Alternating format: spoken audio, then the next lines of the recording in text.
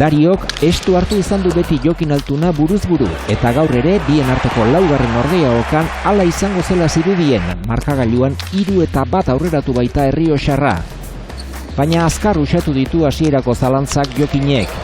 Asko jokatu du amezketakoa gaur. Taktikoki ezin hobeto une oro ezkerrera jokatu baitio Dariori. Baina beste gako bat ere izan du norgehiagokak Jokinen aburuz.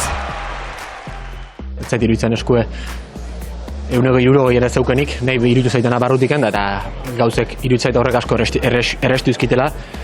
Batetik 16ra joan da zuzenean aurrelari Gipuzkoarra. Dario pilota eskuinez jotzeko aukera gutxi izan du, baina izan duenetan argi erakutsi du esku hori ez dagoela ondo. Erasoko jokaldietan gainera ez du asmatu. Jokin berriz oso fresko eskuinez eta oso argi buruz, ohi duen eran. 7 aldiz iritsi da ligaxkako azken partidara amezketarra txapelketa ezberdinetan hil edo biziko egoeran, eta 7 irabazi ditu. Horretan ere berezia da Altuna 3.